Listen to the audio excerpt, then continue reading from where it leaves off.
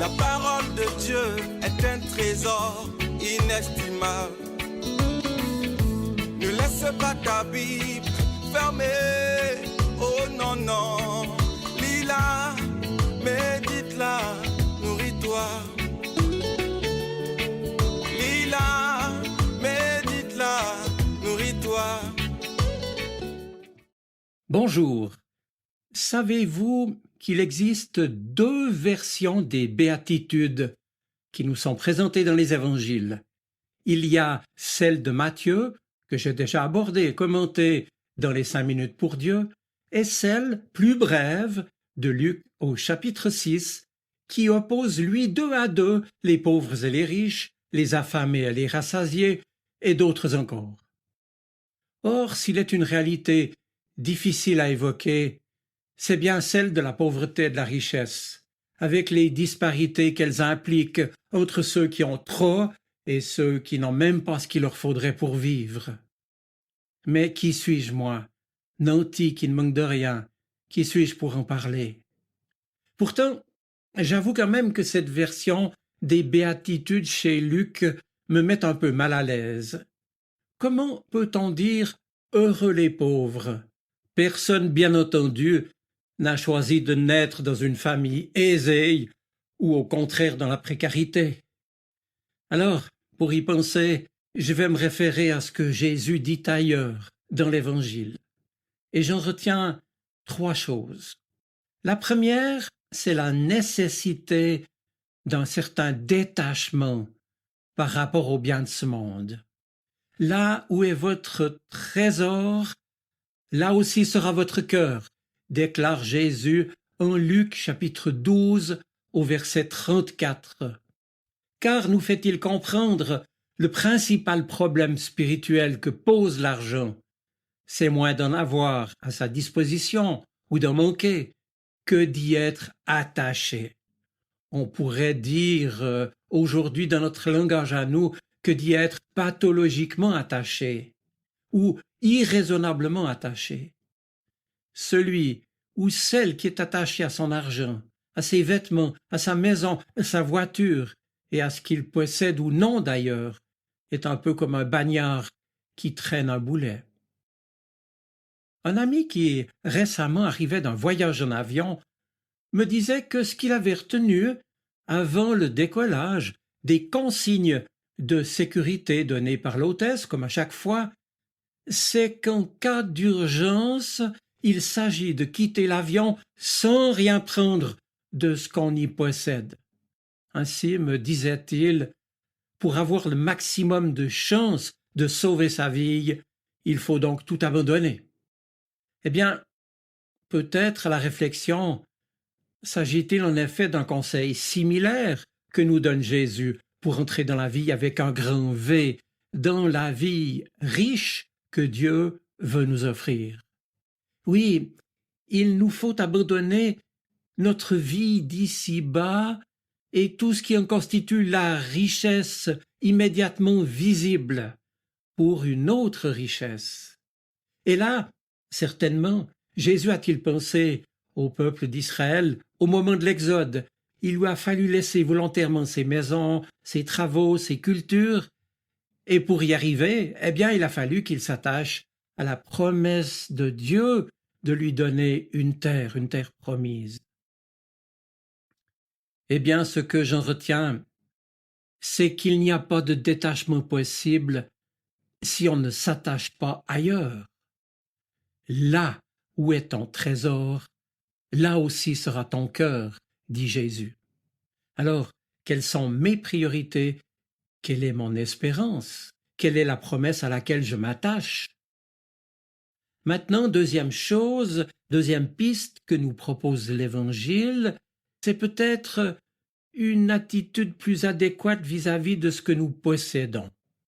Ainsi, c'est de considérer que nous n'en sommes finalement que les dépositaires, les gérants, et que ce dont nous usons ne nous appartient pas vraiment.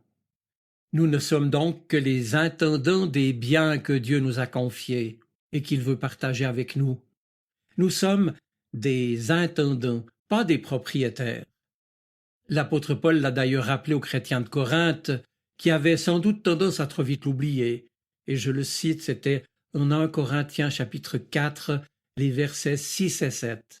« Qu'as-tu que tu n'aies reçu ?» écrit-il. « Et si tu l'as reçu, pourquoi te vanter comme si tu ne l'avais pas reçu ?»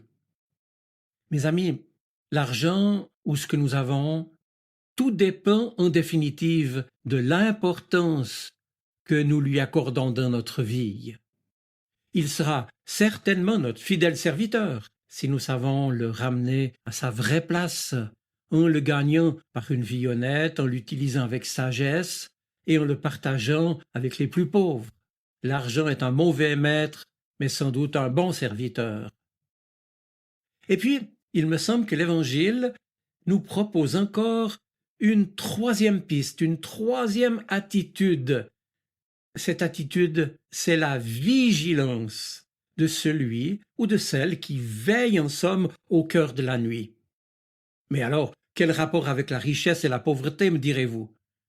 Eh bien, dans les paraboles rapportées par les évangiles, la veille, le fait de veiller, est moins faite pour guetter le voleur et le repousser que pour accueillir le maître à son retour de ses noces. Ne soyez donc pas absorbés dans le temps qui passe, nous dit Jésus. Veillez à l'éternité qui vient. Attendez la venue du Fils de l'homme. Soyez vigilants les yeux jetés sur la promesse que Dieu vous a faite. Cette venue, ce retour de Jésus-Christ, c'est lui qui marquera la fin des temps et le commencement de l'éternité, soit pour chaque homme en particulier, soit pour l'ensemble de l'humanité. La vigilance du côté de l'éternité couronne donc à merveille ce qu'on pourrait appeler la juste insouciance à l'égard des choses de la terre.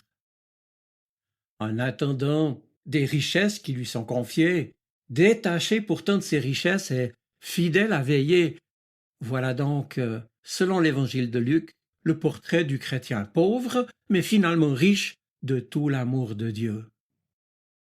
Est-ce que tout cela doit faire de nous des gens tristes et ternes, incapables de nous réjouir? Eh bien, je ne le crois pas. Et Jésus ne l'enseigne nulle part. Car, dit-il, au contraire, heureux sont-ils dès aujourd'hui ceux et celles qui seront appelés à entrer au jour que Dieu voudra dans la maison de leur maître. Enfin, et ce sera mon dernier point, je me souviens que la lettre de Jacques affirme, je cite, que Dieu a choisi les pauvres. Dieu donc n'a pas choisi ceux qui ont une belle apparence, que ce soit par l'extérieur de leur personne ou que ce soit par l'intérieur, mais ceux qui, aux yeux du monde, comme d'ailleurs à leur propre regard, ne méritent pas qu'on s'intéresse à eux. Non seulement les pauvres par la fortune, les déshérités, les déracinés, mais encore ceux et celles qui se savent pécheurs, éloignés de Dieu, à l'image de ceux qui sont décrits dans les évangiles, comme par exemple des femmes de mauvaise réputation, ou bien des collaborateurs souvent malhonnêtes des Romains, ou bien des Samaritains jugés hérétiques par les religieux, etc. Et puis pauvres aussi, à leur manière, avec tous ceux dont le handicap faisait croire qu'ils étaient maudits, rejetés par Dieu, et puis ceux qu'on méprisait, ceux qu'on avait mis à l'écart, ceux qui sont exclus, et aussi ceux qui s'excluent d'eux-mêmes, parce qu'ils se croient, parce qu'ils se savent indignes de l'amour de Dieu. Eh bien, toi qui m'écoutes, sache-le, Dieu t'a choisi toi. Il te connaît par ton nom. Dieu m'a choisi moi, non pas parce que je suis méritant, beau ou noble, mais parce que je suis pauvre, incomplet, insuffisant, plein de défauts, défaillant.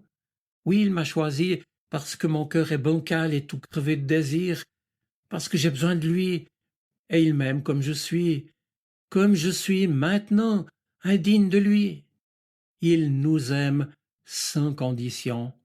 Il nous aime comme un père ou comme une maman aime ses enfants. Oui, exactement comme elle aime ses enfants. Et toi, il ne t'oublie pas. Je vous souhaite une bonne semaine. Soyez bénis. Amen. La parole de Dieu est un trésor inestimable. Ne laisse pas ta Bible fermée. Oh non, non. Lis-la, médite-la, nourris-toi.